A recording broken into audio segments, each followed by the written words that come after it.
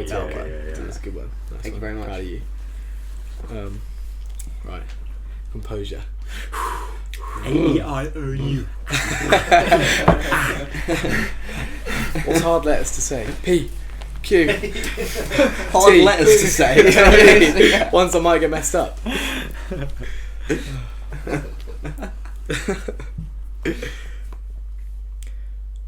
Hello and welcome back to the Fifthunit Podcast.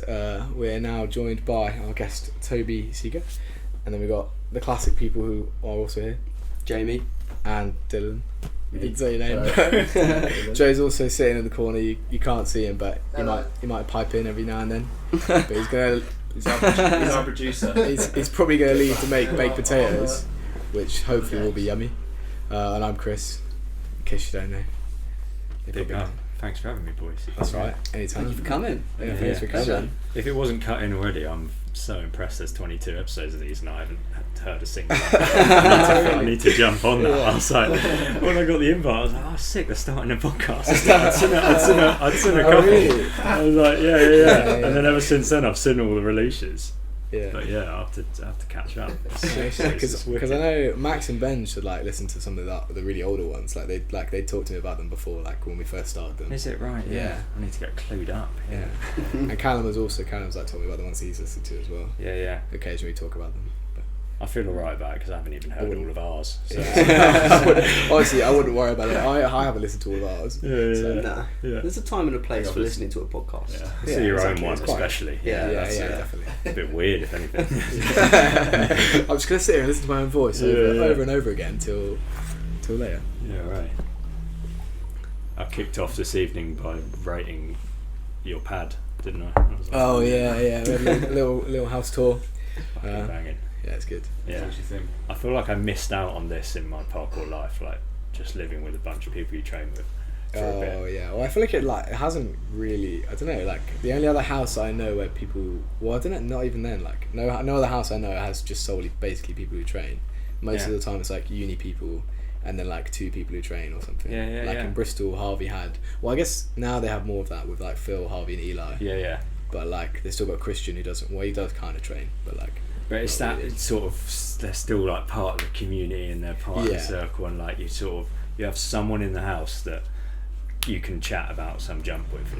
I don't know. I feel like I missed that. I was out enough, but yeah. So what's the living situation for everyone in Storror? Are you all separate, or does anyone live together? For years we wanted to all move in together. We had this dream. We had this dream, but I think because it was our job quite quick, we were prioritising getting on a train and meeting up everywhere. So we were seeing each other all the time anyway, right. And we were all kind of cushy most of us were fairly cushy at home. We had just fine living situations, and so it just never got around to it. And then when I remember who moved out first, me or Drew, or maybe Callum, he was a lodger somewhere random in Port Slade for a bit. And we were oh, one day we'll all move to London because that's where it's happening, that's where you get work and all of that. And it was that classic bit imaginary future. I moved up there, Drew moved up there, but we were separate, and it was once everyone else moves up, maybe we'll all be to London? Yeah. Oh, that wow. was I thought anyway that was the plan. That's what I was waiting for them to all come up and join. You know what I mean? and then, guys, where you at? Yeah, I'm here already. Yeah. And then Callum and Sash were we're never leaving Brighton. And that was pretty much when me and Drew moved down.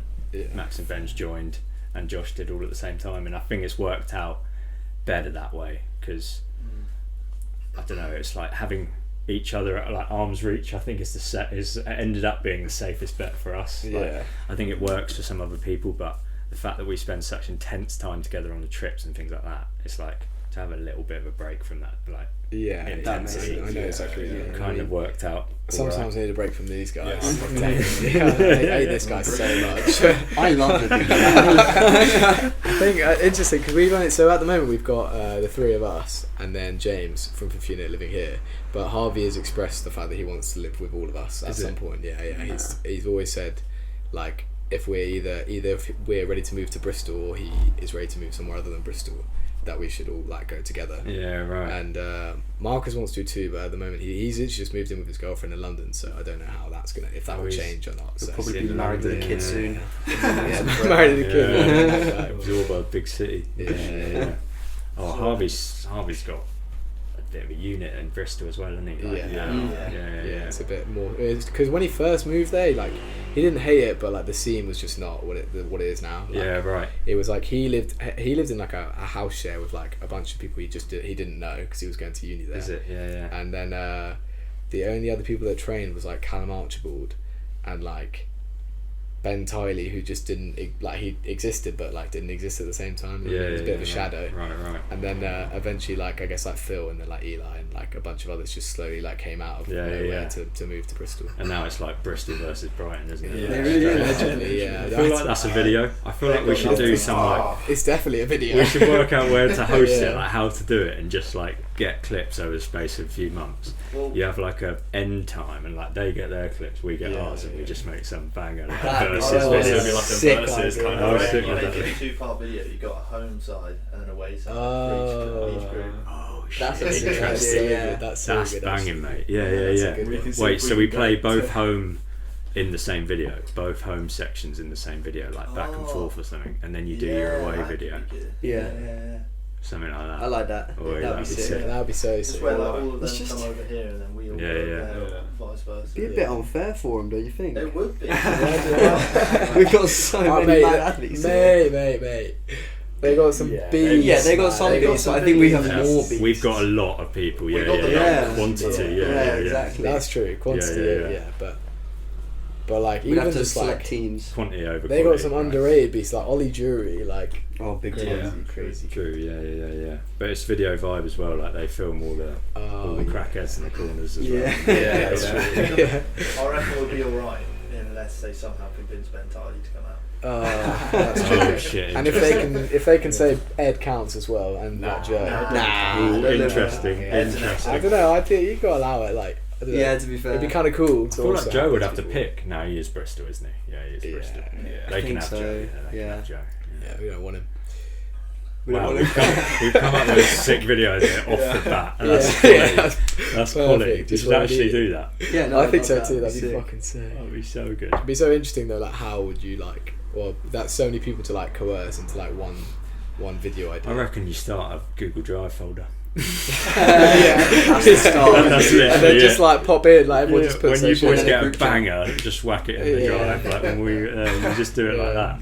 That's what we do for our Instagram. To be fair, we just have a drive folder, and then like as soon as you get a clip, just put it in. Like so, like Harvey can just put his clips into the Insta like folder. Oh, that's actually sick. Yeah, we're so bad at that in Storror. We have so much that we could put on Instagram that just doesn't go on Instagram. Oh, Doesn't really? end up there. Yeah. Do you try like specifically to save your clips for the YouTube videos?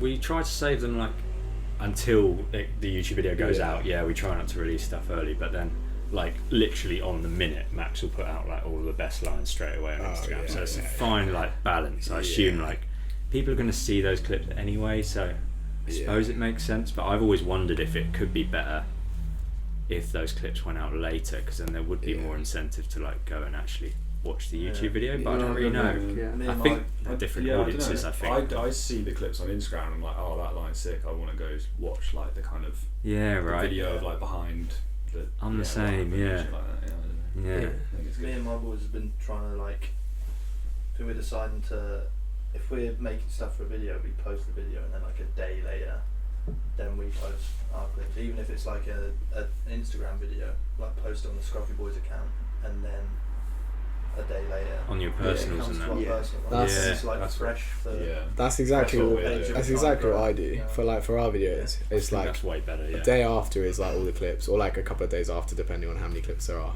It's but even for Insta videos as well. Like if we make an Insta video, I'll post that, and then like I'll make my own edit of like those clips for the next day. Yeah. But I think with like, because the format of your videos is quite vloggy, so like there's a lot of like context to the clips. Yeah. It makes more sense. Like it can also benefit to see them and then be like Dylan was saying, and then go watch the video Yeah. to see how it essentially was the done. If behind that the makes scenes. sense. Yeah, that's it. Whereas like a lot of our videos are just like 3-minute bangers, so it's like you just see the clips that are on Instagram. So like by putting them on Instagram, you almost waste the video. It's a tough call. In some Yeah. ways. It's a tough call. Yeah. Yeah. I suppose you're getting a whole different product on a Storror episode than you are the Instagram. Yeah. I think when a team uploads it first, like Fat do it really well as well. They look way more like a cohesive team when the content goes on the team account first, and then it starts. It looks like they're going for that bigger picture, like going for something bigger than them. I think that's what they decide. I feel like early on, like they sort of, I think when they first decided they were just gonna fucking push Fat as hard as they could, I just noticed they just only posted on Team Fat. Like they were all their other instances just like dropped, and it was just Team Fat every day. And like that's what they've stuck to, and it's done really well. And, like, but realistically, it's going to come back around, isn't it? Because you're growing a platform that everyone's viewed on, and then from that, it's going to grow bigger, and then from that, then you're going to get more of a following. Totally, mate. It does come back for sure. Makes sense. I think that's probably the biggest lesson anyone wanting to start a team in it, like, is to just chuck all the eggs in that basket, like for a bit, like, you know what I mean, as individuals, chuck it all there and just let it grow. Because I remember up until Storror had more subscribers than me, my ego just wouldn't let me put a video on Storror. Like I was like, straight up, if I'd made like Chats on Tour or like the Malta cliff diving, things like that, Storror fully existed. Like Storror was there. I could have put it on there, which in hindsight 100% would have been a better move. Like, but for me it was like my edit and like my baby and like, and because I had more subscribers, I put it on my account. Like looking back, I'm like, twat, mate. Like it's just surely put it, and We Are Storror, like it's on my account. What's going on there? I've always loved that so much. As We Are Storror, it's not on Storror. That's it. But it was my, I think it was my camera, it was my edit, my like idea to make the video, and back then like that was enough for me to like keep hold of that as like my little baby, and I think I justified it by being like, well, more people are going to see it anyway, sort of thing, you know. And then when Storror overtook it, was like, oh, let's put it on Storror now. Fine, we'll do it. Fine, and then you realise, oh, that's how it works. Yeah, because unless you want to push yourself as an individual, it's not worth like for example, Travis he is in a team, but like depending on how the team works, he basically mostly wants to push himself as an individual as opposed to like the teams he's in. So he just like does stuff for the teams, but mostly like just on it, just posting his own shit every day as much as possible. I think Motus is probably a good example of like, that's interesting. You can just hear conversations. Motus is like looking more and more like a sponsorship hub now, isn't it? It's like less of a team, more, and I think that's totally fine. But it's like when you see someone like Trav just pushing his own guns, like going for it hard on his own, I think that is actually quite cool. Like that they can actually like comfortably make that separation and be like, right, you push yourselves individually, but we'll support you, sort of thing. It's like they facilitate his ability to like just do his own thing. Yeah, that's really cool. Because he's just destroying it right now, isn't he? Like, it's crazy. It's just totally next level. Crazy kid. Yeah.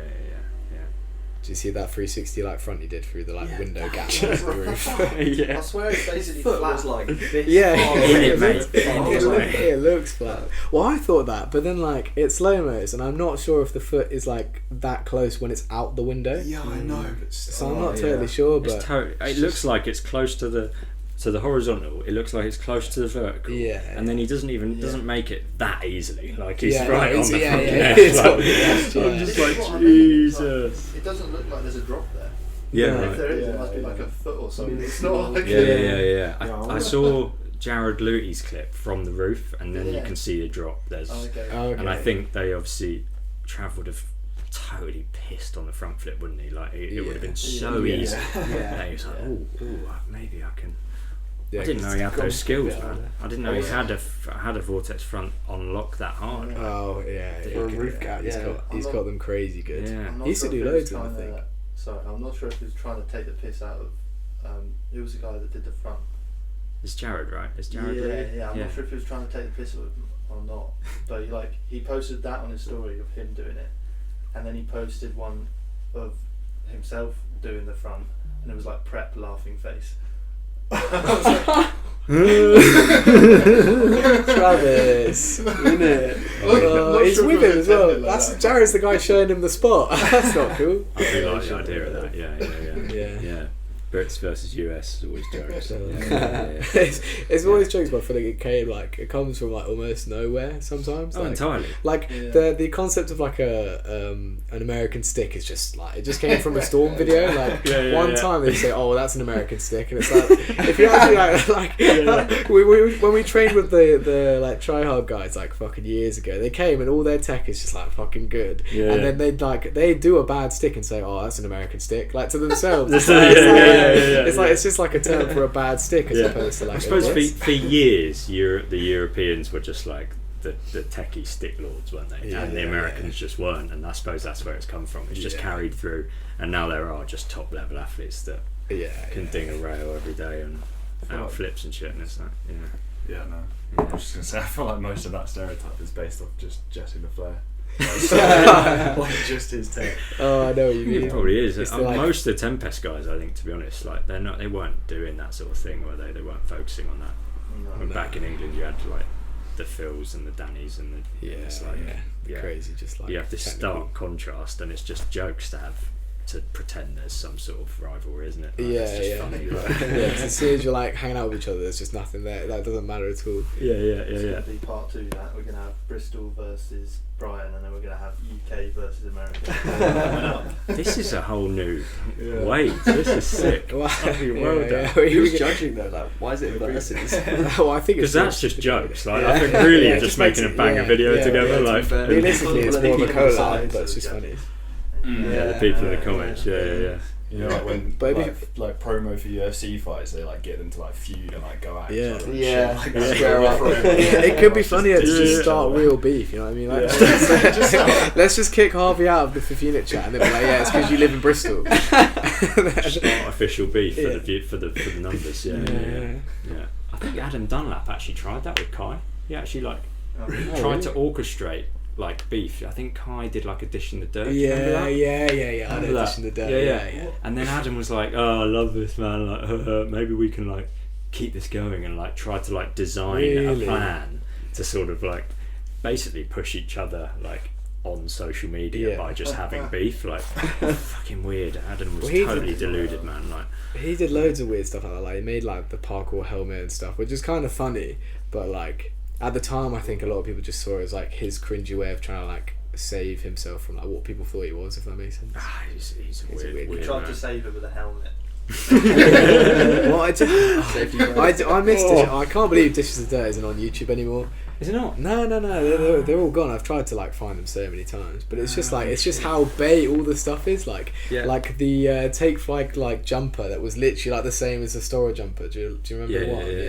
Yeah. Weren't you sponsored by Take Flight at one point? I was sponsored. My first legit that sponsorship. Yeah. I mean, I'd never been paid monthly for doing parkour before, so I was like, I don't give a fuck that you're a really lame brand and like that you're a really strange guy. I was like, if you're paying me, I'll just I don't have to do anything different. I just have to wear some dodgy t-shirts and like And I think my parents always taught me like always had a certain way of looking at the value of money, and it was like you can make a compromise here and there, like if it means you're making a bit of money, like because if it's going to keep you doing what you want to do, like so I just lapped it up. I was like pushed it a bit, like made, and Adam for a bit like he wasn't too much of a bad guy to me. Like I was kind of straight with him, and I was kind of like, I don't want to do that, I'll do this, I don't want to do that, and I was trying to be as honest as I could. Looking back, he definitely like manipulated me to some degree, like got me on his side a bit, and like would just slip stuff in about other athletes that he knew didn't like him that I was around, so that I wouldn't get like you know, I wouldn't go off him, you know. That's so strange. But mate, it ended hilariously. Like he ended up saying stuff like he made these predictions once that were like it was like, what I see happening is Storror sort of fizzling out, falling through, and you're going to Take Flight into the sunset. Like he'd say things like that.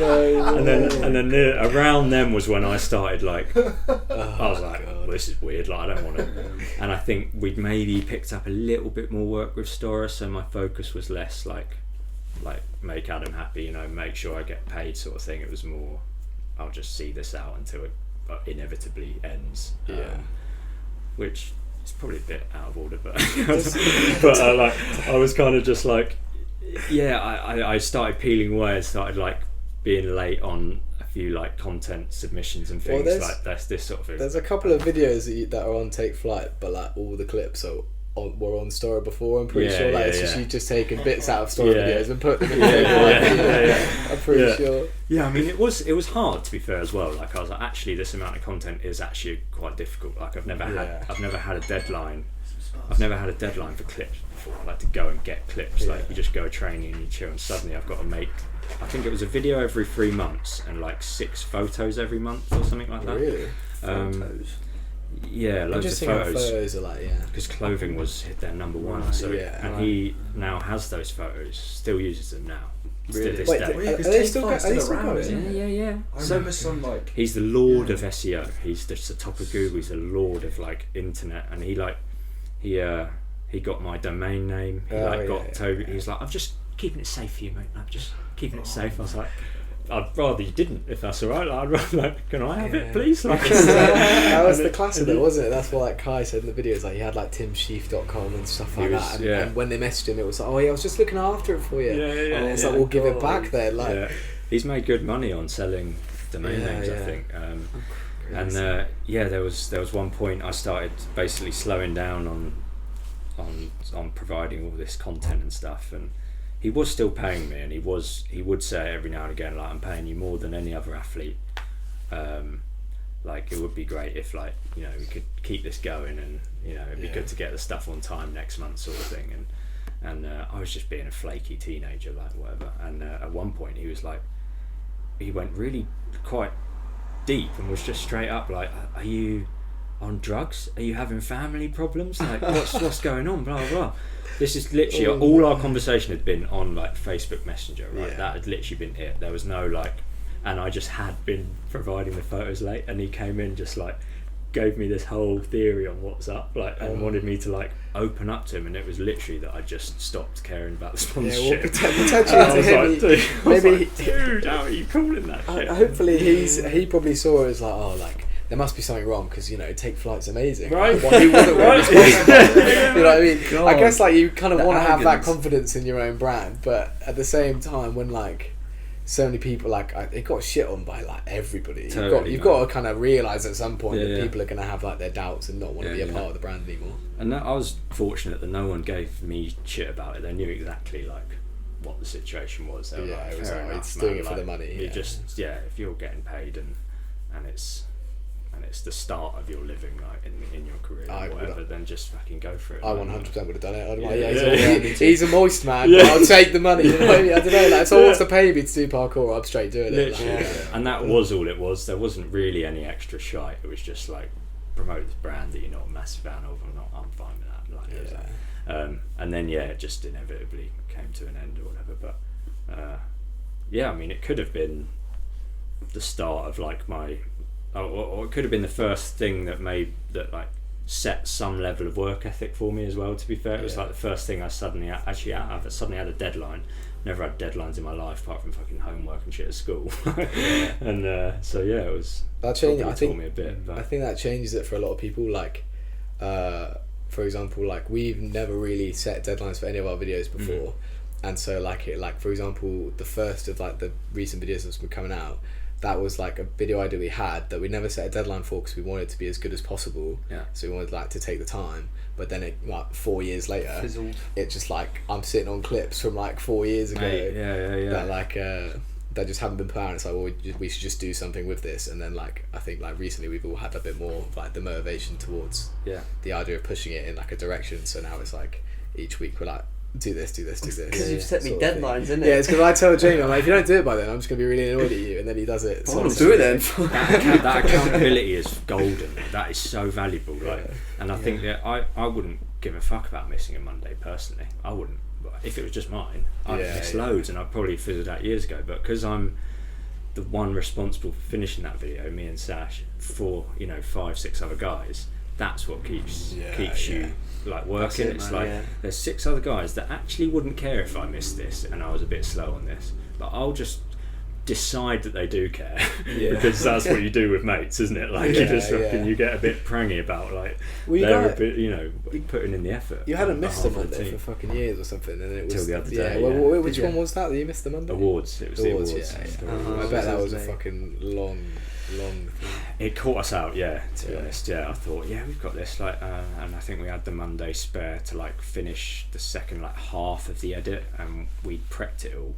But because we had 7 lapel mics, it basically quadrupled the amount of time it would have usually taken. We've gotten into the pattern of motoring through if we're on a Monday deadline. We have certain techniques that basically drop the quality of the video slightly, but not in a way that anyone's really going to notice. But you just go a little bit less intricate on the effects and the songs and all that, and you sort of go a bit more raw on it. Or you skip to the end, make the end really nice and clean, and then you go back to the middle and make that a bit rough, so you can speed it up without looking like you ran out of time. Little techers like that. And it got to 5, and I was like, wow, this might actually be close. We're nowhere near finishing and it just ticked through the evening, and then the final touch-ups took way longer because of all of that, and it got to midnight, and we were like, oh geez, this has happened. And on the tech, on messages, we were on the chat, it was just going back and forth. I think Drew was the first one to be like, well, let's wait until 5 tomorrow then, and everyone else was like, no, it's still the night, it's technically Tuesday, but it's kind of Monday somewhere. So literally half of us were like, let's just put it out now, at 1 a.m. or something stupid, and then ended up swaying to that and just being like, let's use this as a kick up the arse. We've been slacking lately because we've been chasing Mondays up until then for fucking 2-3 months or something. Really had been. It felt like we were slacking in comparison to the beginning of the year sort of thing. And this new year, we've finally got a backlog, and we've finally it actually was quite a good thing for us.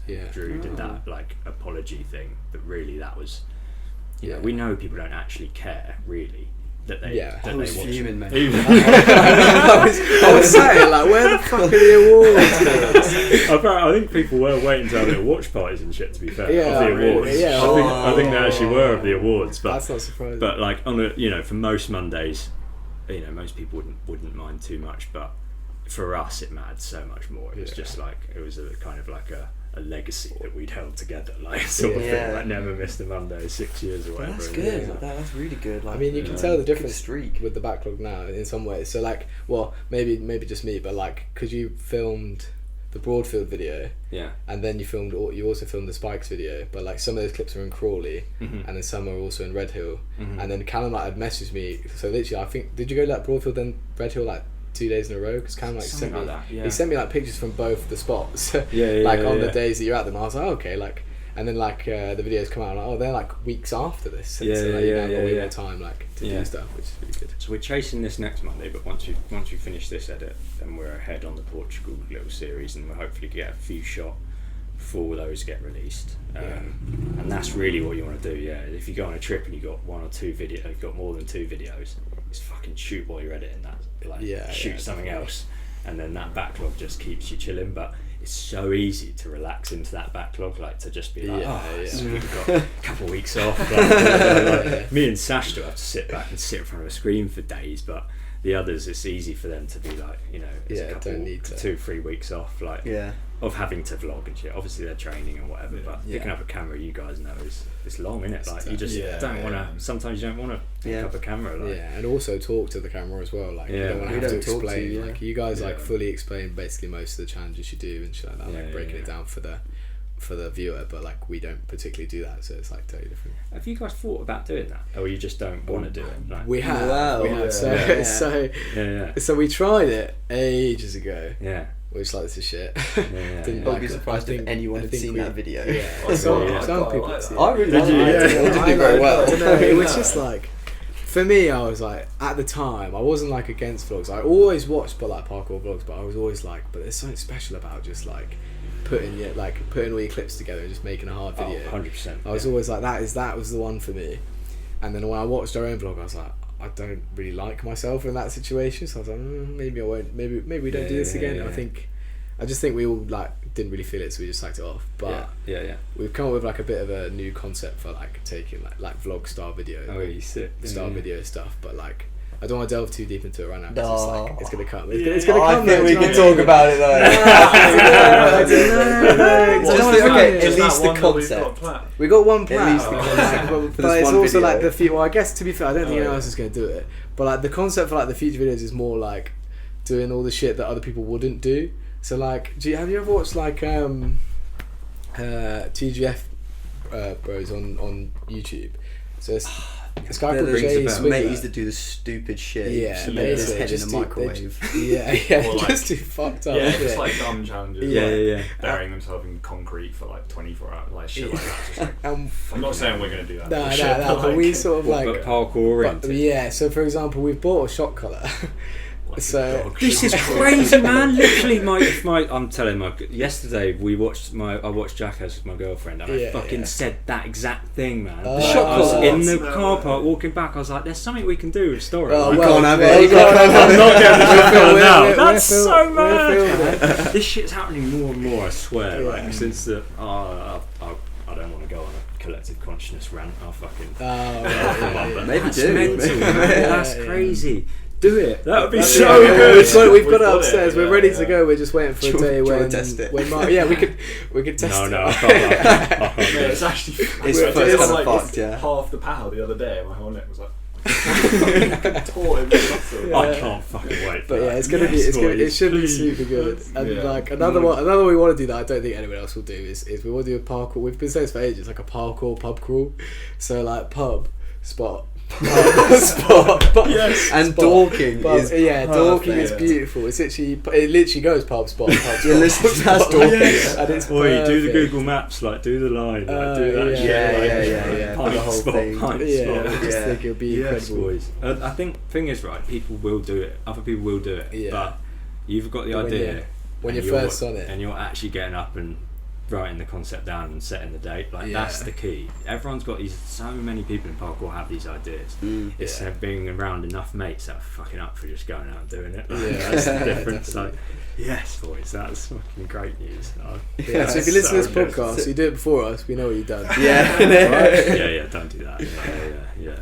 That's jokes.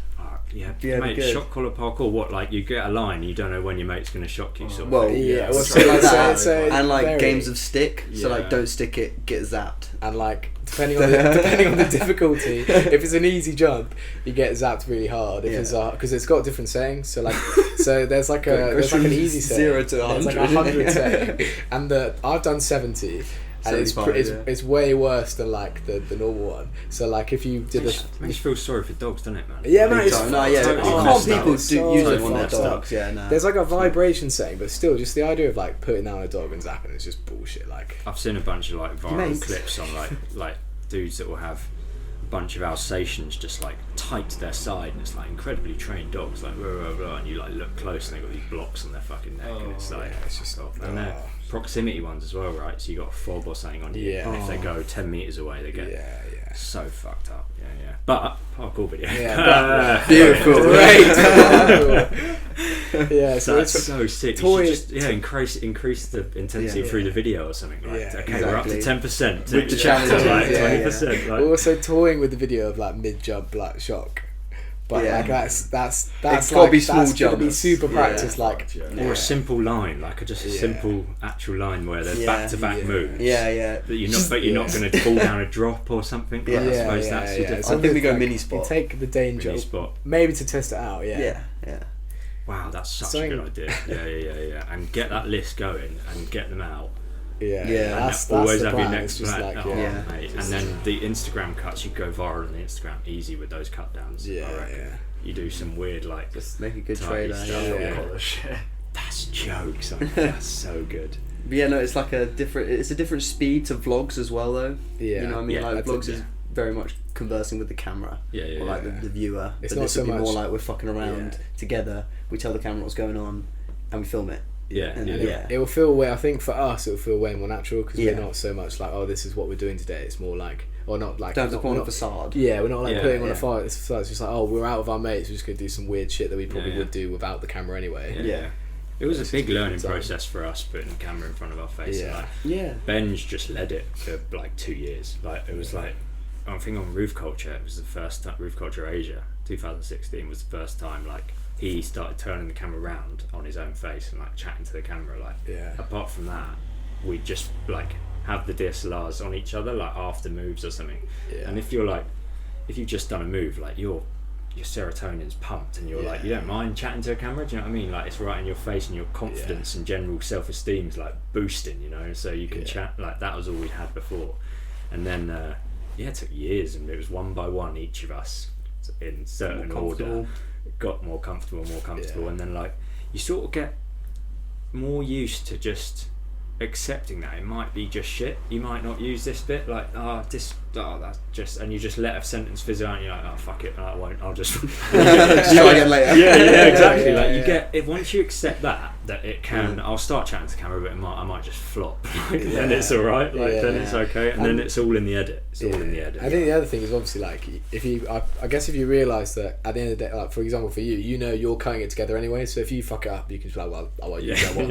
Like, you know what I mean? But I mean the amount of selects I go through where the other guys are like trying their hardest to get like a sentence out, and like they're literally just like they just mid-sentence and just stop recording, and I'll get what I can from it, or like a sentence takes fucking ages to get out and you end up like, I know what he's trying to say, so I'll do a little chop here and work out sort of how to use it, and then if it's flops you just get rid of it, and everyone's just gotten used to that.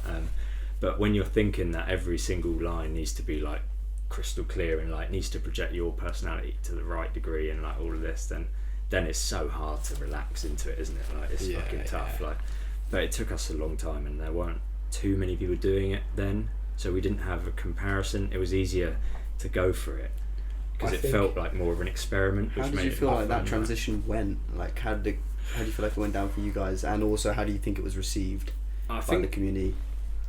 I think it was received alright, because suddenly like they weren't watching it for the jumps, they were like into the personalities. Like that's what it gives you. So it's like you boys, like if you were like entirely relaxed for an entire vlog and like you were just your own selves and you like forgot the lens was there, people they'd fucking love it. Like Tom Taylor told me the other day, he said he really wishes that we would do like parkour viewings, like we'd like film ourselves watching parkour videos, just here in the lounge, but like super natural, just ourselves, because he thinks it'd be the funniest thing in the world. It'd be jokes, but even that's hard. The moment you know that there's a little lens and all that, it's so hard, isn't it? Like the first time we did the podcast I was shitting myself. It's crazy different. And if you leave it too long and you grow up, then it's even harder. Like then it's that's tough. Like because some people just obviously just start when they're fucking kid. Well, most of the fucking massive YouTubers nowadays were all like fucking like 13 when they started, so now they're just like crazy comfortable with it because that's just what they've been doing. Crazy comfortable, or if you watch them in real life, they'll literally be like fucking miserable stuff. They come like, hey guys, what's up, you know what I mean? And that's going to end badly. That's terrible. That's just it. It's like you're putting on a facade that's full on like not yourself. Exhausting. I think that would be potentially. Yeah, for sure. I really wanted to ask you about all your nicknames, because I've seen the Storror videos. It could be Bob, it could be Swag. Because we can compare, because we have so many for Jamie. Is it?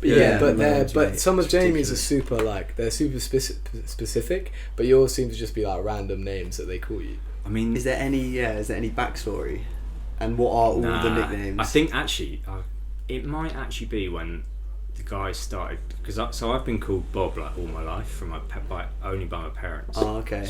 This is too many people know. Like, my granny, mum, and my dad have called me Bob since I was like a baby because I didn't sit still. I used to bob about. Oh, yes. That was literally it. So they got me one of those like bungee door frame seats, going like a little harness when you're a toddler and you bounce up and down.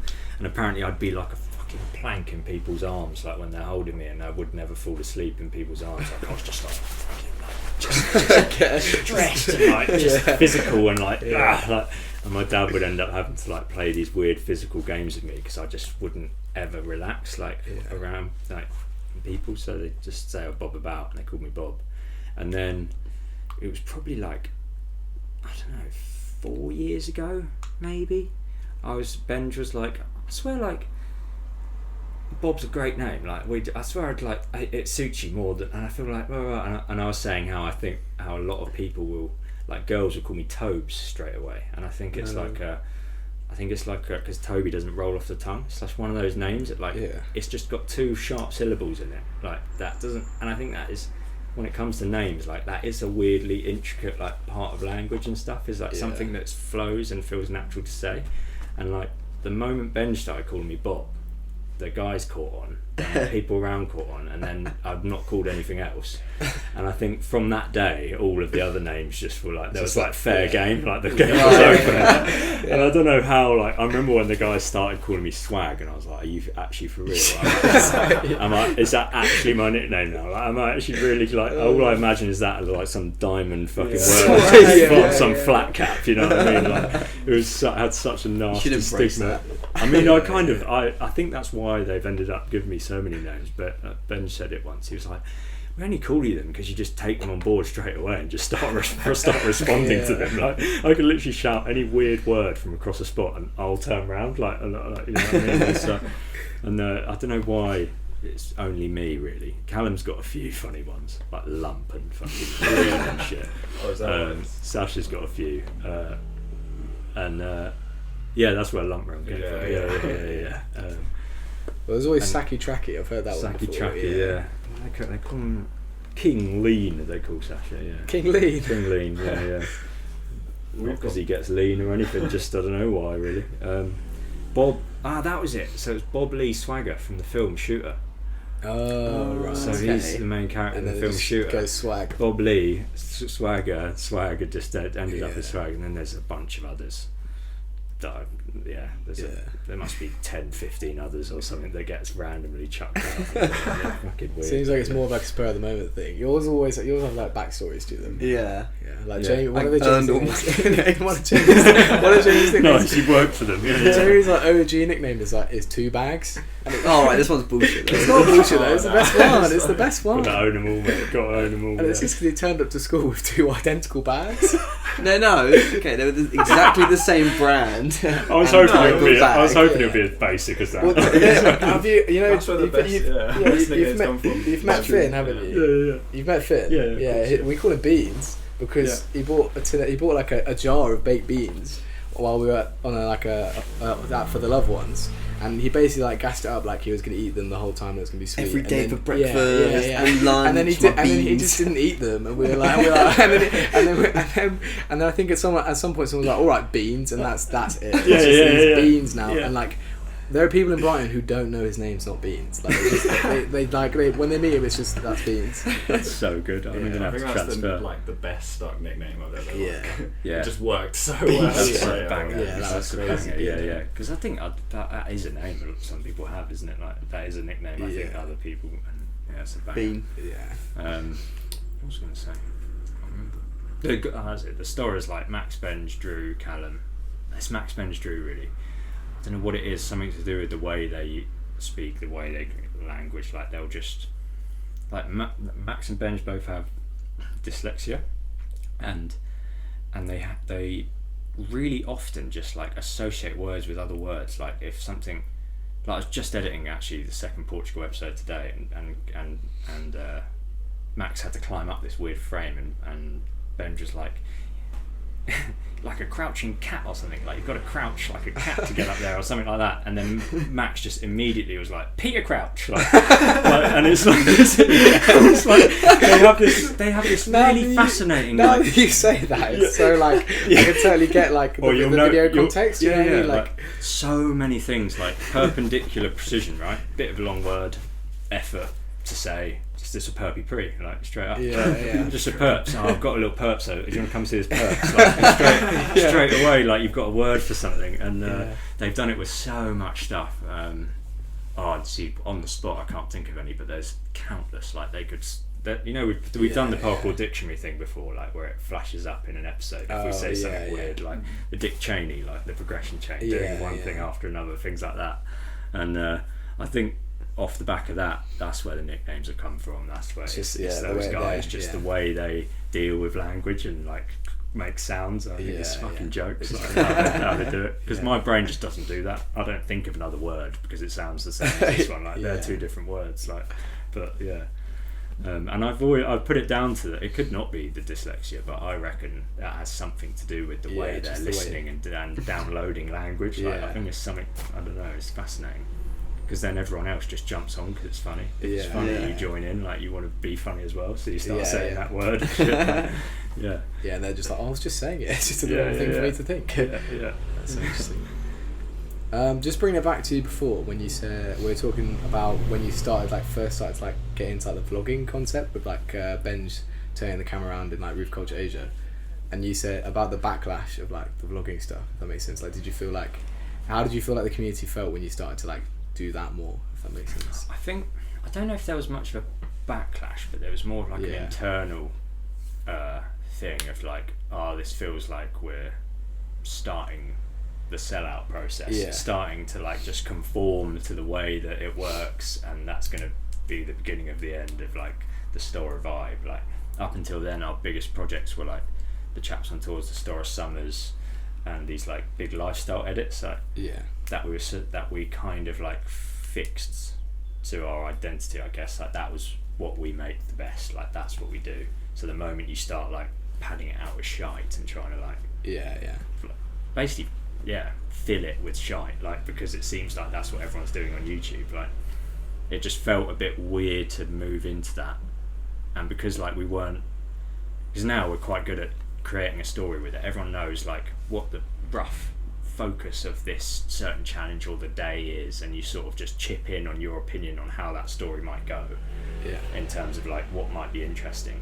And then because everyone's doing it, the edit can fix it, and you can end up with quite like a linear thing, and you can follow them through the day. But back then, like, we'd vlog one bit, then not the whole session at the next spot, then a bit more of that, and it felt really sporadic and like it didn't work. So if you like go in half-assed with it, it is really hard to get used to and to feel like it's the right move, because it'll never work fully. So that was really just the tough bit, was realising, if Ben just started doing that, like it'd be good if I start that. So then suddenly I'm turning the camera around and it feels a bit forced and a little bit like, it's a bit weird. Like, so it's just that transition that felt a bit weird. I suppose no one likes putting a camera on themselves unless you're a certain type of person, like, really. And then once we realised, like we're actually now starting to tell the odd little story, there was like a whole new thing to start playing with, I guess. It's like we've got the parkour down, like we know how to film that, we know how to do parkour, we know how to edit to a song and shit. Now there's like a new venture to get stuck into, to work out how it works, transitions to a story. I think that was just the fun bit. And we did like a trip to Israel where we tried to like interview a few of the athletes there on like and try to like start a little like kind of documentary style movement like in that direction. And that was a bit weird, that was a bit half-assed, and like we didn't really know how to do it then. So but and then we ended up finding a nice middle ground where it's just like film fucking whatever's going on in your head and deal with it in the edit.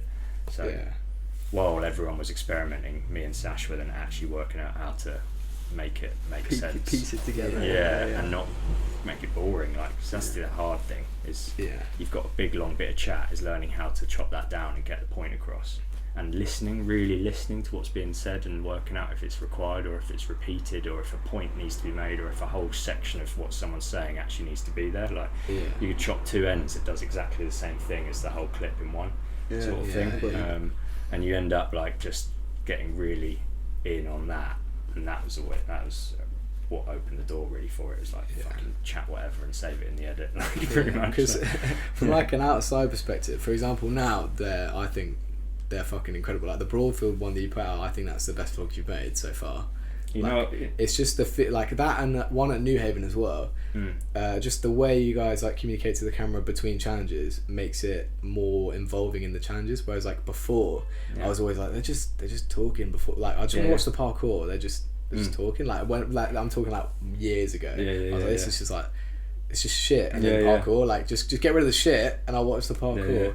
And then I think because a lot of people tried to jump on it then, and they weren't like as committed as you. So for example, Storm like tried to jump on the same sort of thing. They saw it was working for you, and they're like, yeah, fuck it, we'll try that. And then theirs was obviously way less natural as well, because they weren't really trying. It's like, that's just kind of... And you've got to be really good pals. I think that's it. That is another You've big... got to have chemistry. You've got to, like, because if you're cutting between different personalities that are obviously trying to have a good time together but might not be, like, entirely on the same wave, it's blindingly obvious. And you might not know that's why it feels weird to watch, but I think human nature is we'll download a whole dynamic without realising it. You know, subconsciously you are comparing people and you're working out why they're friends and like, oh, who's the best friends? Who's like... You know, blah, blah, blah, like, well, you say that, so like, that's really interesting, because in the Storm videos it was always kind of painted that Ed and Charlie were quite good friends, or like that's the vibe I got from like the edits. They're not good friends. No, Tim and Ed, really good friends. Yeah. But like they seem kind of, it always seemed like Tim and then Ed and Charlie, but like Ed and Charlie are not like that good, that close friends really. Like, I think there was like the age difference as well. It was like Kai and Blue were doing there was like the Stupid Shoes times, and then the Eric Moore as well in there, and it was just like, obviously they're great mates, but there's a level of chemistry and cohesion that you like need, or you need to fix in an edit. And that they weren't doing for a bit, I think. And when it's obvious, it's really hard to get into a video because you don't feel like you're out with some mates. You feel like you know, that sort of thing. But it's funny you say about the Broadfield episodes. A lot of people said that, right? And it's actually the first episode in a long time. We thought, let's just not use any music, let's just have a go, and not using any music, and I don't think many people clocked that was why it felt different. I didn't know. I didn't know at all. So the concept was weird characters on the street. We knew like those videos always bang, and we really like making those videos. And I was saying Broadfield's got a lot of them. So I've met a few. That's it. The Horsham guys straight up were like Crawley, Crawley man, and I think from an edit perspective, we said something along the lines of like, it's really hard to use the songs because you end up wanting to then cluster the movement in a way to basically make use of a song. So you're not so when you bring in a song, you don't want to get rid of that song straight away, right? It's generally you need a bit of time to you want to settle into the song, like let the song come up and back down, and then go into your raw section, you know, where you have something else happen, a bit of whatever, meet someone weird or whatever, and then bring in another song again. And the songs really restrict the way that you like order things in a video, because you end up clustering all the movement into a song. So you've got a song in your timeline, all the movement has to go there, usually. If generally you want to put, because it's nice to just edit to a song, right? The moment you take away the song, you've got fucking full freedom on how you make it. Can just be clip. You can just, it doesn't matter, like there might be back-to-back movement, but if there's not, it doesn't matter. And I think a massive part of stuff online now is like live streaming and all this sort of thing. And I think why that's so big is because it's the most relatable to like real life. You're not at a party with a song on, like, you know, there's not a song on right now and we're just like having a chat. And that's why it's interesting, because it's more relatable on a social level. Like you kind of, they're almost like, on the sofa just having a chat with us. It's something your mind is more used to. It's just no music, like no forced vibe, just like what's actually happening live. And I think like that's why Twitch and all that shit's blown up, because it's so real. You know, but someone might stop talking for a minute while they're playing a game, and like people are used to that. They can like settle into that. And that Broadfield episode, we just went for that. Like drag out the takes, cut in like all the run-ups, all the like lead-offs for all the movement, and like any reaction, put it in, because people can relate. Like and that was one of our favourite episodes as well. Like it was just like finished that video just like, oh, that was a great shout. And we realised we can use other editors that aren't that good at cutting to music and cutting the fancy edits. We can actually now, if we want to pass off an edit to someone, we can use that raw style without feeling like it's a cop-out. Because people love watching it, and so do we. And I reckon it has more longevity as well. I reckon you watch back a raw video when you're 50 odd, and you'll actually like maybe you would actually enjoy it a little bit more, because it's just like watching old clips on your camcorder or like whatever. Do you know what I mean? So Rather it's like than watching it the day back. Not so much like, it's not like a creation. It's more like the day you had. Yeah, kind of thing. A bit more of like a diary input rather than like relying on your song choice at the time and like all that sort of stuff. Like, especially when you only have like royalty-free music to pick from. Mate. Yeah. We've actually got like an infinite bank of music. I don't know if I've sent that to you guys. No, but Mark has asked me to ask you for it. Yeah. Remind me. Yeah. Could you? Yeah. Cool. Mate, thousands of bangers. Like, are they actual bangers? No, yeah. Like I filter it all. Like, yeah. So it's not just a free for all. Like I go through and like. How long is that? Like just cutting. Just like, this one's shit. See you later.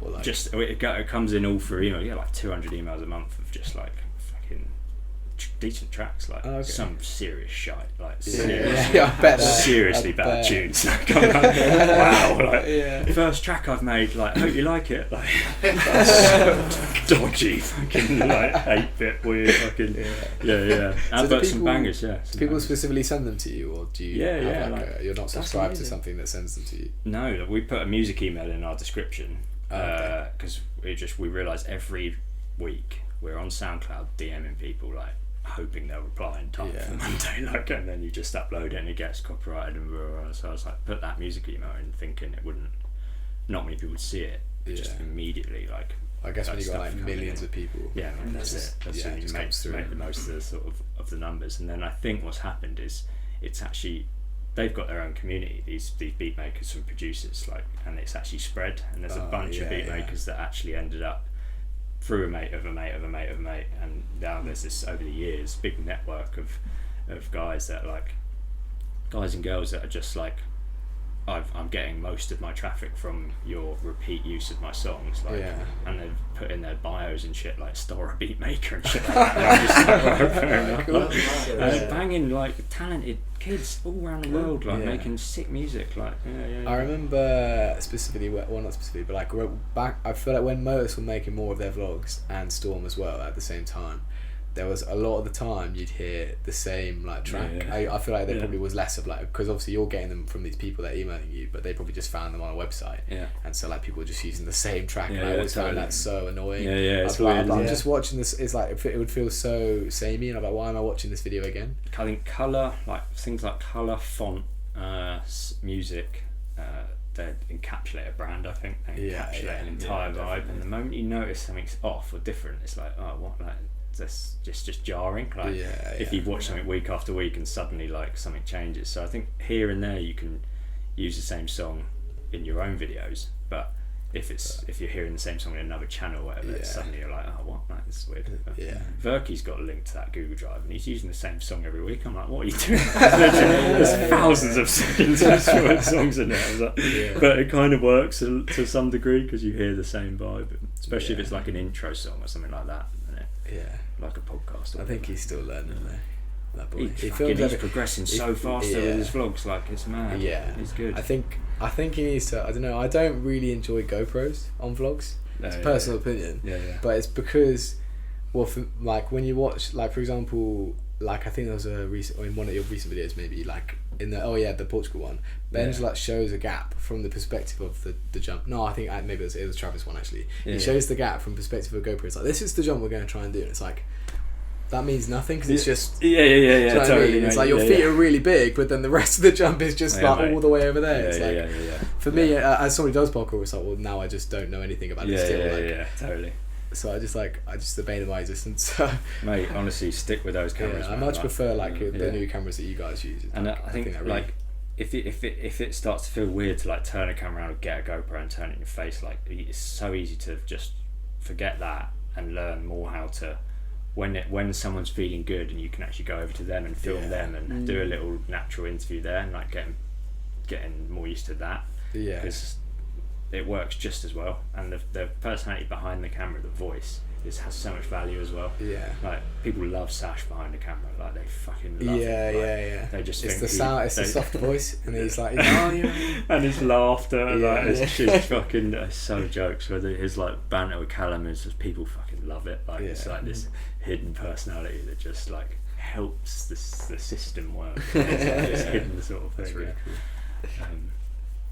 but vlogs, fucking. They told Joe's just come in. I don't know if any of you've clocked, but they told me about your shot collar idea. Or were you in here when we were talking about that? Oh, it's not his shot collar idea. You're going to be in the video. We've discussed it already, but technically he's part of the Coffee Boys, so he's not technically in the same team as us. Oh shit! Right, yeah, of course, yeah. I'm actually just a spy in the house, like living with the enemy. You'll see our shot collar video. like just a week before or something. Yeah, but they're shooting it on Wednesday, so we'll shoot ours on Tuesday. We've already shot it, mate. Oh, fuck no. Just waiting to post just before you. Are you guys planning on like a consistent releases then? Getting into that? Yeah, that's planning the plan. on it. We're doing it. Basically on it now. So far every Monday it goes video podcast, and so banging. Today was a podcast, and next week is a Brighton video. So it's like the last year. There's no hope. You're gonna edit it. I am editing it. It's just that I need clips and. We'll just go out and film some clips. It's fun. No, I need filler from people. I just need to. Well, James has loads, and also I have. There's loads on the drive as well, man. And then banging. It's stressful, man. I don't know how you guys been doing it. Yeah. Well, it's once you get into enough of a rhythm. When you fall out of the rhythm, it's like soul destroying. So you just got to get to that point. Where not doing it isn't an option. That's the key. Yeah, just drive yourself. I see that. Yeah, to the ultimate levels of stress at which, when you're not stressed, it's weird. That's right. I can put that on you. I can put the ultimate stress on you too. Put some ultimate stress on everyone else in the team as well. Marcus is also taking some of the stress, so it's okay. Yeah, edit weight is an awkward one. Yeah, especially if you end up. Yeah, in Storror now, it's like the other guys are like, we really want to help. What can we do? There's me and Sash like, logistically, it's actually really awkward for you to help. It's surprisingly hard to do a joint edit. It's really hard, Me and Sash now just do a lot of the time half and half, literally like, really? I'll go up to this spot, you go from that spot. We do it like that, and our styles are so close that it's almost seamless. Like, isn't it? I couldn't say I've noticed that. I 100%. Yeah. I think even the storers don't know now. They like try and guess each week. And really? Who's editing? Okay, that's so interesting. Yeah. And we flip back and forth. I see Sash's half, and I'm like, I'll start swaying that way. He does exactly the same. We like do this backwards and forwards, like swaying back and forth between each other's like preference. Yeah, nice. Have you ever outsourced for an edit? Like, got someone? We started doing it last few months. Interesting. We've had Hannah Snow do some edits like recently, and they were the raw ones, and she'd been nailing them just because me and Sash were basically getting like overwhelmed. Yeah, I was gonna say. It was like chasing the Mondays each week, and the whole team started to realise that was the crux of like our productivity. Was like our weekends are always taken because me and Sash have to edit to the line on the Monday. And it's like the moment we can just hand that to someone else, we have 3 more shooting days in a week. The moment someone else is doing an edit, it's like. And also the weekends are some of the best days to shoot for like our parkour videos. Going to schools and and we just got used to that weekend grind, and the whole team did. It's like, Toby and Sash will be editing, like we'll go just chill, do our own thing, like whatever. But hopefully that's a new wave. We put a call out for editors, and there'll be banging editors all around the world, but the moment you're dealing with like up to 300 gig of footage a week sort of thing, it's like it's just unrealistic unless you have like light speed internet, which just is actually really hard to get. So I'm sure down the line we'll end up with a full like sort of little in-house team. I'd imagine that's sort of the goal, like to have people that can. That'd be really cool. Little. We should really have it now. Like it was totally doable for us now, but I suppose it's still our baby, and that's why we've like held on to it. It's still enjoy it just enough, and still care about it enough that it's like it's such a process to teach another person how to actually capturing your guys' personality, like the way that you and Sash are doing the edit. It's I don't know. Like you're saying, sense of humour. Because there's like certain stuff like that when the camera gets chucked in people's faces where it's like they're not comfortable, and they're not being themselves right now. They're overthinking what they're saying, like, and it's like you don't want to put them through that, watching that back and stuff. And it's like, and I think, or like it might just come across weird in the video because you're just watching like that person doesn't quite look that they want to be there. Yeah, that's it. It just exactly. Different. Yeah. But that's the future goal, I guess, is like a sort of self-sustaining like thing where we can chip in on the edits, which we're really passionate about, like the bigger projects, and there's people that can kind of do the Monday grind, like. Yeah. And that's then you're free to train every day. You train. Yeah. I mean, even down the line, like I still want to be making films. Like that's my disintegrated knees back up sort of thing. You know, once I'm fucking packed in and every disc in my back is gone, then I want to make films of all the kids that are still fucking killing it. You know. That's Speaking of your back, you injured your back like how many years ago? What exactly did you do? That was 2018, coming up 4 years. So it was when we were shooting Six Underground, actually. We were on that film, and we had some random week off or whatever in Italy. Just did a plyo like any other normal plyo. Like it was a bit of a blocky landing and a cat pass up. Basically, landed and just did this cat pass out. And as I was running out of cat pass, my whole torso just like seized up and I could like hardly breathe and shit. It was fucking weird. Sounds so awful. Yeah. What exactly did you do? I just bulged my L5, so just slipped a disc, slipped just above my pelvis. And I think it's still there, just like my body's just like ignoring it. I don't know what it is. That's so interesting. Because every now and again I'll flare it. Like again, I've done it twice climbing in the last year. Like where I'm out for a week or two. Like that's the first time I did it climbing, I was like, no, like I fully thought I'd recovered. Yeah. And then I was doing this like essentially like the exact same position as a heavy deadlift. But when you're climbing, you're not thinking about your form and shit. You just want to get out the wall. Yeah, scrambling. It's a lot more natural. So my feet are really high up on this volume, and I'm cranking so hard, and it just went like while I was there. I just felt it go like boom, and I was like, whoa! And I like stepped down. I was so scared to like stand up straight, and I was like, oh, and I was like walking back through the gym, and like the whole walk, and it was like 2 or 3 people just like, you good? It's like, I can't really talk, and I started sweating and shit. I was like, out of nerves and that. And then fortunately 2 weeks after, it cleared up sort of weirdly overnight. Then I did it again, not too badly, like 6 months after that, and then since then I've got into like new movement patterns and shit to just try and keep it safe. That arm jump I was trying yesterday, that was like tickling it. I was about to say that.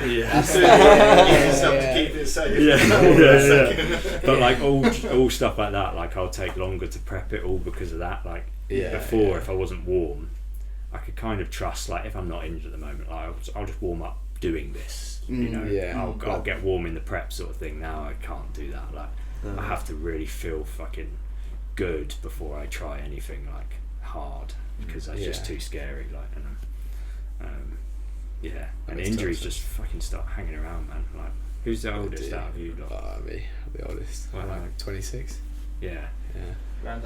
My tendonitis just keeps coming back every year and a half or something. It will just like come back from like another tendonitis. I'll do that, won't it? I've got it kind of bad at the moment, but it's like slowly building back into it. I've got a worse one for me right now. I think I've got it was about 2.5 years ago or something. I think I've got a stress fracture in my shin and like the side of my shin, and that's been actually worse than my back the last 2 years. Like it'll just wipe me out of the whole session, like really weirdly. Like it'll hurt a bit in a session, and then the next day can't fucking do anything. Like, it's so strange, so weird. And then it will go away for 3 months. And I'm like, yes, finally. Like I've happened to have somehow not aggravated, because I'm not resting it for nearly as long as you're supposed to rest a stress fracture. I think it's like. What about that? Is it survived? It's all still good. You're supposed to. The moment I started realising it's not shin splints and it could be a stress fracture, I was looking at like 6 months rest time and all this sort of stuff. I'm just not going to do that. Like I'm sure there's people that maybe could. Anyone in parkour does that. You can't, man. It's fucking. We need that shit for our mental health. I swear. It's crazy, isn't it, mate? It's crazy the difference it makes. Isn't it? I can't. If there's any part of me that feels physical, like able enough to even do bottom end shit. I have to be doing it. Like I just have to move. Like and you just physicality is just number one, man. Like so it flares up every now and again. But I'll have mornings where I'm like, okay, today's off. Before I know it, I've like warmed up and it's stopped hurting again. It's proper weird. And then one day I'll land something bad and my shin will just break, and then it will actually heal after that. And it'll be a right, weird silver lining to actually broken a leg, as if you had a stress fracture before. Working with injuries like that, I bet you're a bit stressed over the whole capstone shoot. Am I just going to be out today, or is this going to push it too far? I mean, it's worse on Storror shoots where it's like you're going out and you're making a whole video and you're like, well, that's like a day of training. You want to get a few lines and you want to, it's lines and stuff and repeat things that sort of do it. Capstone's more like you find something totally fucking scary that you're only going to do once. You know what I mean? And like if you get away with that, then you're sorted. That's you're fine. good. Yeah. There was one like the cap pass I did up at Marina, near the Marina, running across the road. I had so many attempts at that, and that flared up a bit. And the next day I took the next day off. But it's actually just bad. I got into a habit of prepping stuff sideways to take the pressure out of my knees. That's really all it was. I never had problems with my knees, but you just, when you land forward, you have to use your muscles, don't you? Because when you land sideways, you just block off your fucking ligaments and joints, can't you? Like, I think I got used to that. Yeah, it's definitely not what you're supposed to do. No, yeah, totally. And I have both my arches slowly over the years have dropped a little bit, and it just means that like my ankle pronates inwards, like so it will squish inwards this way. I've got flat feet. Yeah, and so just sit like that as well. I've got insoles now, but is it? Yeah. Apparently, I don't need the the physio I saw said that apparently 70% of people have flat feet. So it doesn't mean that like having flat feet actually affects how like stuff works. Yeah, I think it's more like a certain types of impact. If you have flat feet, it can be detrimental. Will end up focused on certain areas, and I think my ankle will cave on a sideways landing like a prep. If I'm that makes sense. You know, like this. Yeah, like if I'm just landing in the middle of a road or something, or haven't made a pre and I don't want to land forwards and neither will I land sideways, proper block that landing. Feels okay, but I think over time it just was directed right at my shin, and now I have this weird little calcified fucking lump where I think there's a stress fracture. And so fingers crossed that doesn't just blow one day. One day you just like crack down the shin and the whole thing just gives away. Well, I think if you have bad ones, like it will break on that crack. Like I think Conor McGregor's was when he stepped back on his broken leg. I think that was a stress fracture just blew out. That just because I think what mine's done is it started and then it's sort of healed to the point where it thinks it's healed. So now I have like two blunt ends on the bone, if that makes sense, that aren't fusing. So you have this tiny little crack that just isn't fusing, sort of thing, and it's just a compromised part of your thing. But I think it should be alright. It sounds terrible, but I'm sure it's totally fine. Right. I mean, at the moment, it's not really hasn't broken yet, so no, it's actually totally fine. Yeah. It's just annoying because like the general things that you would do to like help shin splints and things like that just don't work, and it doesn't it doesn't warm up like a tendon, like a damaged tendon would, or anything, or any soft tissue. It just like it'll just randomly hurt on a session. But I think it'd be weird if you did parkour for that long and didn't have something that hung around. Fucking crazy sport, isn't it? It's always ridiculous when you go to like a physio as a parkour athlete, because they just like don't get it. Like, they're like because A, they don't get why you do it, and then B, also like they don't like, they're like, that's so much like force. Like you must like the average like so the guy I saw, Massimo, he also saw Dylan and Marcus before about their knees, and his son does parkour, like he does parkour at like Crawley Traversal Gym. And he was like, oh, okay, so you basically take fat loads of impact all the time. And I was like, yeah, I do.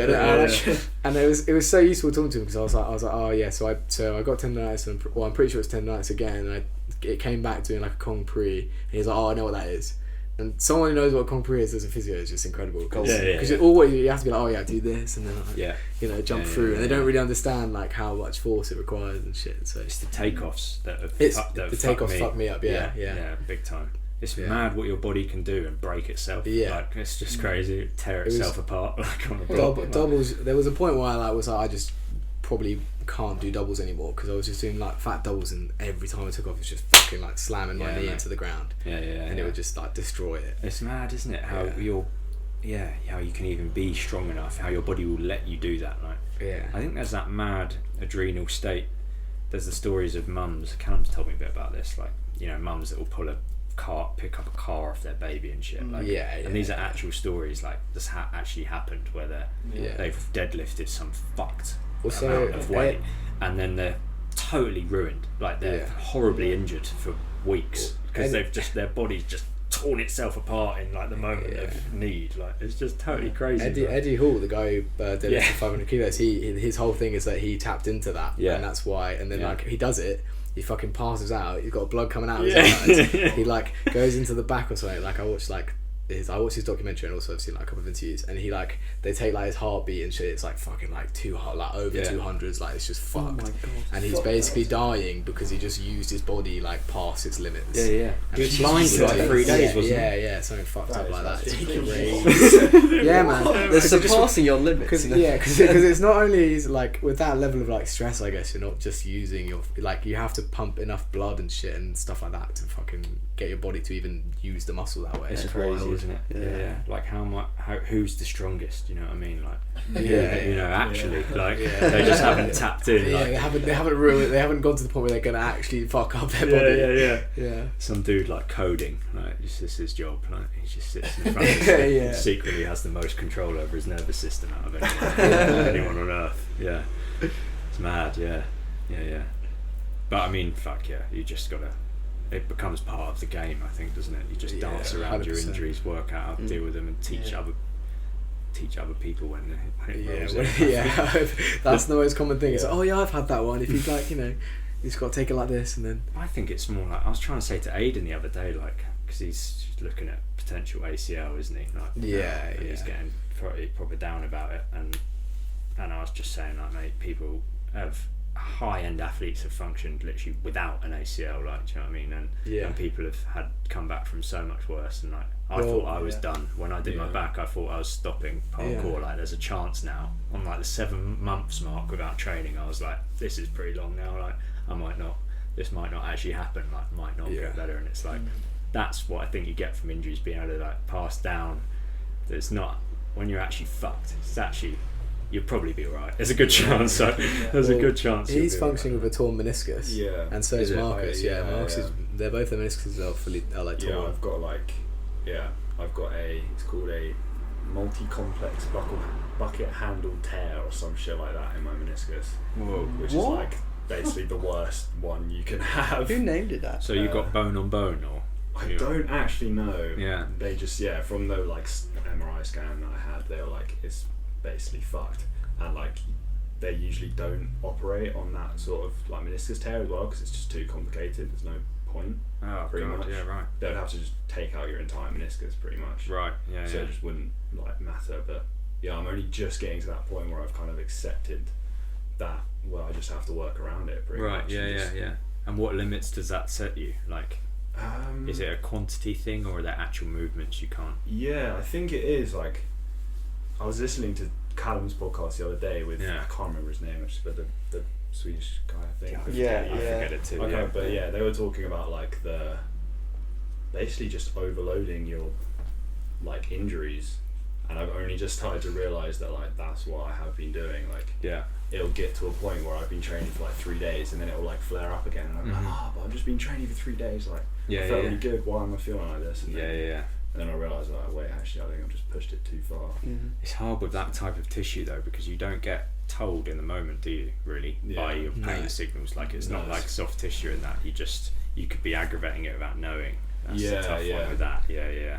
But also, I think I feel pain sometimes when there's not actually anything that's been aggravated. It's kind of just like fear, I guess. That's the thing, man. That's the thing. Yeah. It's weird. Yeah. It's a weird one. That's crazy. I mean, Callum's, I think, used a couple... He's been getting really into pain study recently, like going in and all that, and he recently reminded me of a situation I had when I was in, I don't know if any of you saw the bail, where it was like a competition years ago where I folded myself around the side of a block with my ribs. Like fucking missed the edge of this pre, like the biggest pre I'd ever tried, because I was just like, I've got through to finals, I didn't think I'd get to finals, I've got nothing, I'll just send 2 massive fucking moves and see how far we get. And the first one was this totally ridiculous pre that I was never going to make. But missed both feet, folded myself like around the corner of this block, was like sure that I'd broken ribs. Like I was like, that is just, I've just been hit by a bus. Like I'm literally like being stretched off and could see myself on the big screen and shit being like fucking it's like part of this whole festival. Went to the hospital, they were like, yeah, you've broken a rib. Like, and in the ambulance going over speed bumps and stuff, I was like imagining 2 ends of a broken rib like moving and shit. Do you know what I mean? Like once you've got that in your head, like so that's it feels like, really hurts, whatever. Yeah. They did the X-ray. They were like, so you're clear. Like there's no breaks. Like whatever. And we've got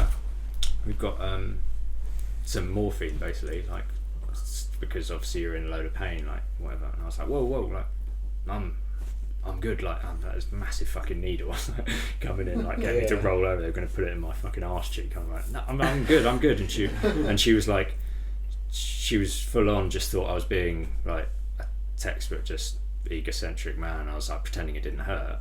She's like, oh go on then, like get up. Like that actually pissed her off that I was like, no, I'm fine, like I don't need that. And I within 10 seconds of hearing that I hadn't broken a rib, the pain disappeared. That is fucking mental. That's totally mental. I don't know, maybe she snuck you. That's so interesting. Totally mental. I've had like the total opposite thing. So I broke my wrist like 4 years ago, and it's the first time I've ever had like any wrist problems. Like I've never had any wrist problems before. Like I'd always like do big dive cons and stuff, and people are like, how do your wrists okay? Like, they just never hurt, like it's fine. And then like I got up from like I basically bounced a pre like this side, like at the side of like the door. I just fell down like onto my wrist, and I got up and I was like, oh, that's totally fine, like not even like a problem. And then I just like, and then like I like didn't hurt, but I was just like I can move it, and I was like, oh, but it feels a bit weird, but it doesn't hurt at all, so it's totally fine. I go to this physio lady, she like assesses it, she's like, oh, it's not swollen, you've got no pain, so you're probably okay, because she just happened to be at the gym.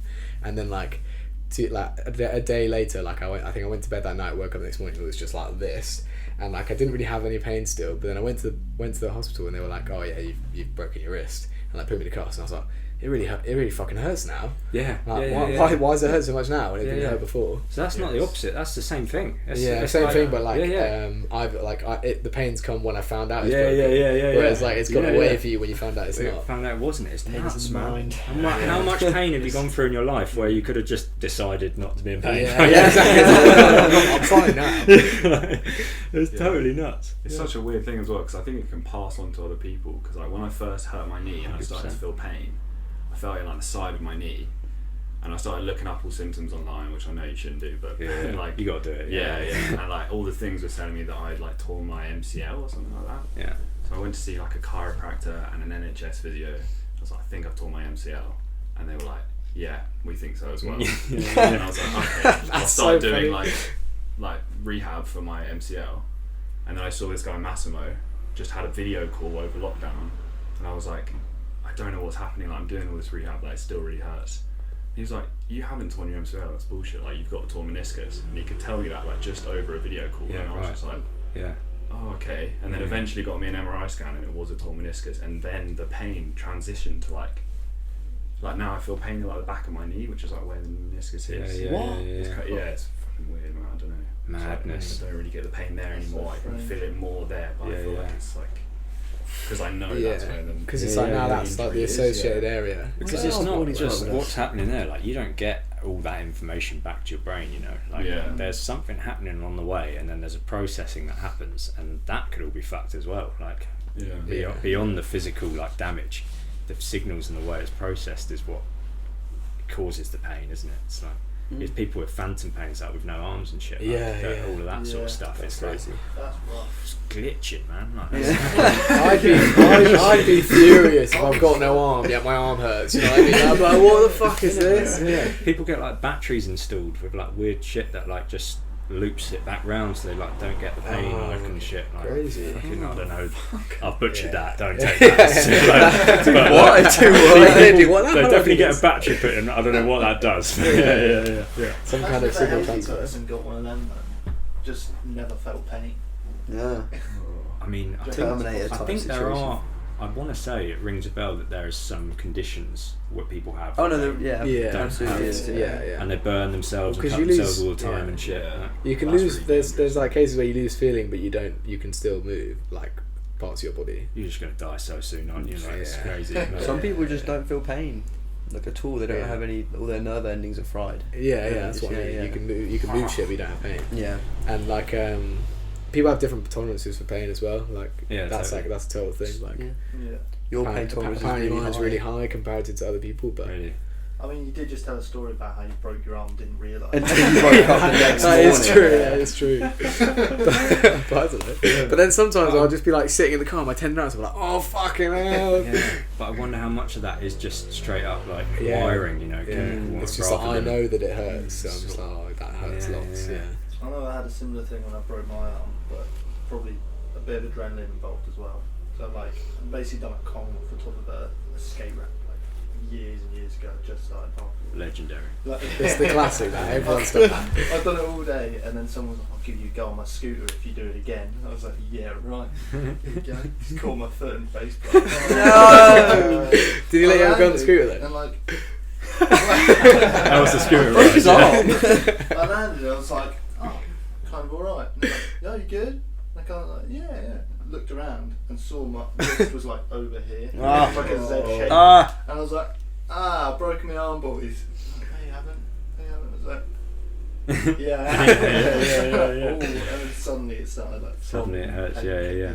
It's so weird how it all works, because like when I bailed at IMAX as well, like to me there's no pain there. Like I'm on the floor like with my shoulder clavicle dislocated. People are like looking at but like I woke up. You know what I mean? Yeah. People are just like looking at me and I'm like, looking at me like I'm like about to die, and I'm just like I haven't even looked down to like see that my t-shirt's like covered in blood from my head, and I'm just there. It's like, I'm fine, guys. Like it's all right. Like Charlie, I distinctly remember the Charlie Havel just goes. He's like looking at me with this like really concerned look. And he's like, "You alright?"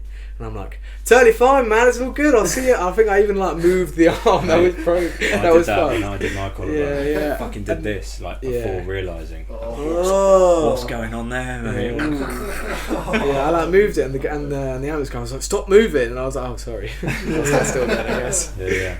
But it's I think you've got that initial adrenaline. So the moment you hit the deck, that's like a big pump of it. You're not gonna feel nothing, and that's I think literally so that you can keep fighting whatever's trying to kill you. Like, pretty much exactly. What it is. Like, like I'll just kill this bear, like, and then I'll deal with that later. Deal with that after. Otherwise I'm gonna die. Like, It's mental, man. How much primal shit gets passed through to like a parkour bail. Like, it's so ridiculous. Speaking of your broken collarbone, that's a crazy fucking clip. It's a good one, isn't it? It's a great one from Lisbon. When you, did you expect someone else to do that after fucking like that? I really fucked it up. So I knew it was totally possible. I just couldn't go for a second go and adjust the technique.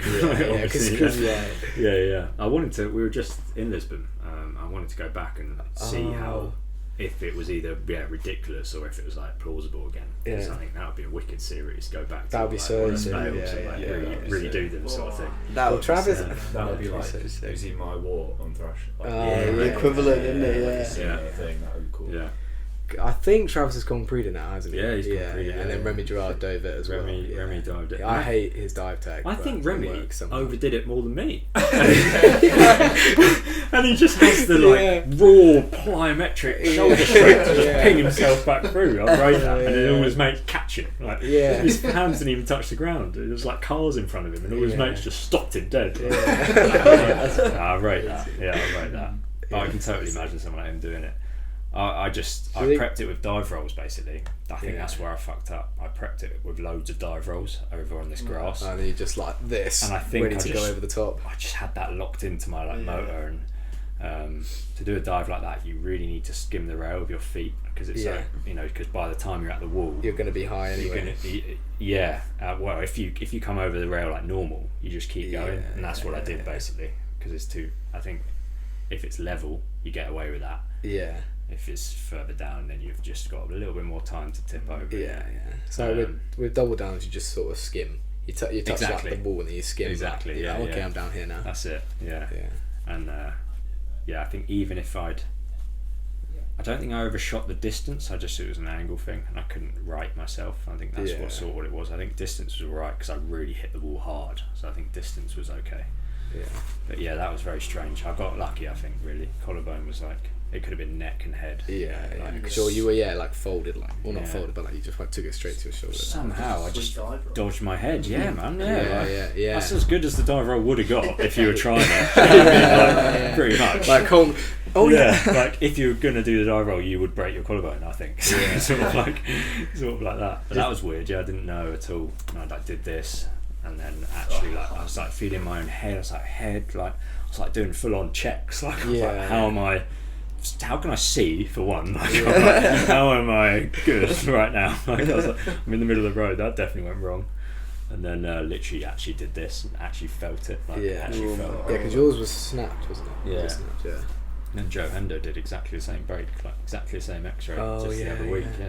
Yeah, that's so shit. What, you've done it recently? Yeah. Mate, he's in the clip. No. Yeah, I've seen the clip. Yeah. What did he do? He tried a splat back up by the station, just like and basically like missed the second to last step on the top of this step, like rolled his ankle, so the actual takeoff slipped off, and he hit the wall and just flat on his fucking back on his shoulder, like turned his shoulder, landed his arm like this, and just broke his collarbone like so. Yeah. But same as me, like it just didn't hurt him. Weird. Right? And then it was only after I got surgery that was when it came for me. Once they'd actually intervened, that was when I had the first pain. Really weird. Yeah. I'll try and get the clip up, mate. Yeah. Do you think? Yeah, I would love to see that. yeah, disgusting. Do you think Remy could hit the double in Denmark, or do you think that's untouchable? I think he's too small for the walls. Oh right, the wall's really high. Yeah. I really want to go, but I don't know where it is. Is it still there? Fredericia. Is it still a doable thing? I think so. Yeah, that's another one. Yeah. Well, no one does it. Why does no one do that Con Cat anymore? And the Con Prix. Well, are you the only person to do the Con Prix? The community just died after Jacob Jensen. Do you remember Jacob Jensen? No. Roughly. Oh, he was iconic. He was the EZ of Denmark. Like, fucking like absolute nutcase. Ended up going to prison, and there was some documentary made on him because he was so mental. Why are they always in parkour? What's that? Why are they weird? Because we're all weird. It's just you get they're just the odd fucking nutter rolls up. One who's weird to like a criminal degree, and we accept them because we're all like that. Yeah. That's how we all get on. You know, we're super accepting in that, and then you accept the odd nutter. Yeah, and I think ever since those jams, it was Joe Hugard, Jim and Joe Hugard. Yeah. They were the Fredericia, like Denmark sort of guys. They moved, I think. Could be wrong there, but yeah, the community died after Jacob Jensen pieced out. But he was holding those events, and someone messaged me a couple of years ago. They were like, "Oh, I was there the other day. It'd be awesome if you come back." Like they measured it and shit and whatever. But I do want to go back because I don't feel like I did that. I genuinely feel like some fucking crazy little kid did that, that I don't know. That's crazy. Some crazy kid does do that. It's a crazy fucking double, like. And within 2 years after that, lost my front 4 teeth, broke my collarbone, like fucking all of that. You know what I mean? Like it was It's that no injury confidence. Big time, mate. Yeah. My first double was IMAX, first outdoor double. IMAX. Yeah. That's stupid. Over the drop, like fucking. Well, obviously the block and then the drop, and within a few months did Denmark, like. So it was a classic. They do just go like that though. Like I did one in Dorking, which is basically IMAX, but like you can like kind of prep it a little bit. I did that one. Then I did. I think I did IMAX. And I did this one in Madrid, which is fucked. And then I did the double down at IMAX, the one that Luke Stones did.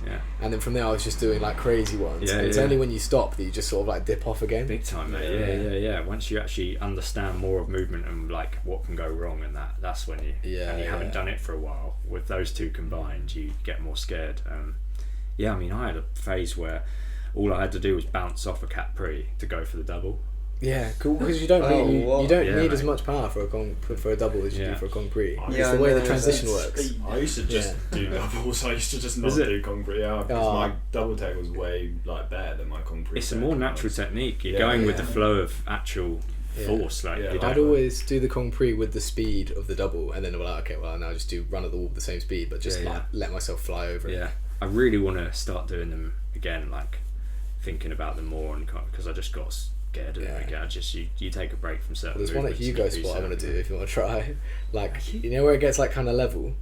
Yeah. So you could double that and then just take the drop the other side. To the road. Yeah, it's gnarly, but it's a good like I don't know. It's a good. Do it to the rail on the other side. Oh well, yeah, stick it perfectly. Yeah. Yeah. No, I'd love to go back to that Denmark one as part of like a video or something like that. Yeah, I want to go and just see it. It's like one of those iconic things. That's the only spot that I've really been to and seen in person. I reckon even I would be like, what the fuck, mate? I'd be like, Jesus Christ. I didn't do the arm jump, catless arm jump. I was like, I'd rather not do too many preps. I just didn't. I just ran around the car park and did the cat pre like awfully. Like, The car park is not. It's literally like big time, mate. And I think just because I had this raw speed in, it meant that I didn't like tip backwards off that. You know what I mean? I was just fucking nuts, and then realised, I'd love to get that cleaner, but I probably won't be able to, so I'll just do the double instead. Jesus Christ. Is it like, it's quite a drop the other side, or is it like...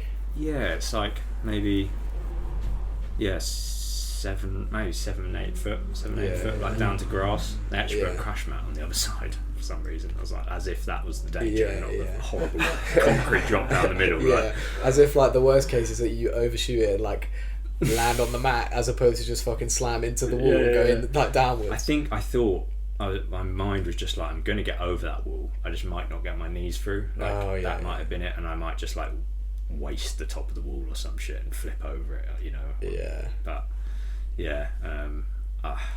that was a very interesting phase. I think I was waiting for something bad was going to happen at the end of that, because I was just finding the limit. Like so and I think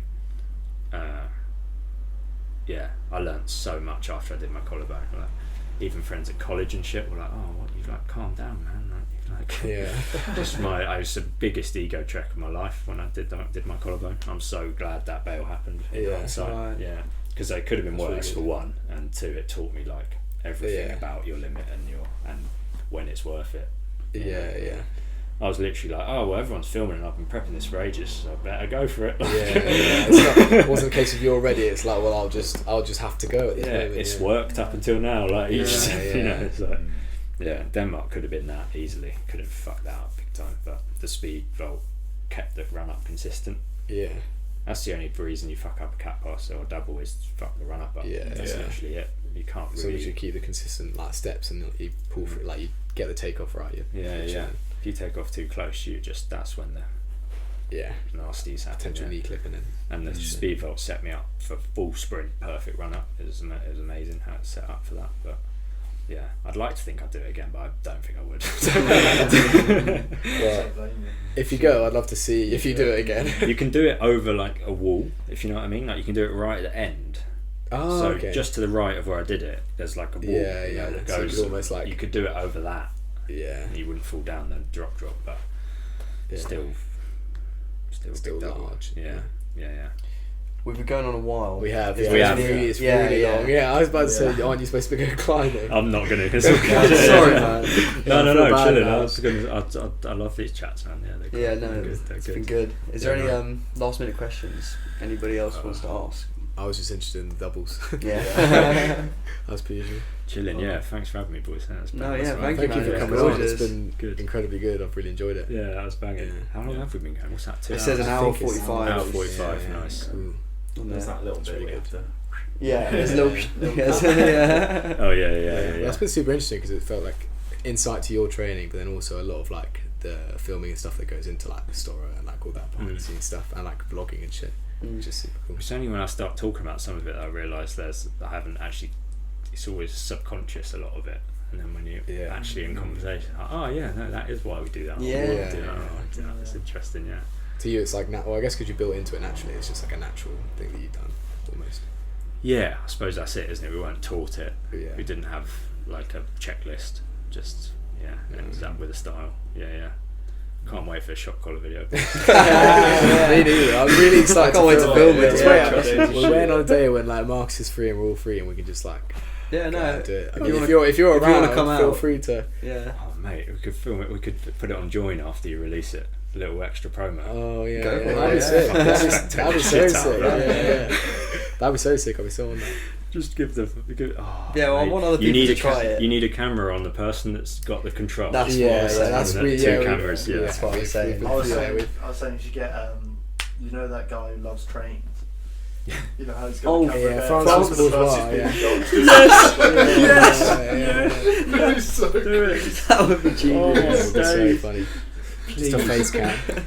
We've been wanting to do that as for the adjudicators for our challenge videos, like Oh, the really? comp videos. So Callum or Josh or someone, just they always have an adjudicator head thing up. yeah, That would be so funny. He's a genius, man. Yeah. Oh no, that would be so good. That would be so good. So what? When someone bounces off, immediate, right? Like don't give them any time to know they failed. Just the moment they fucking bounce off, like.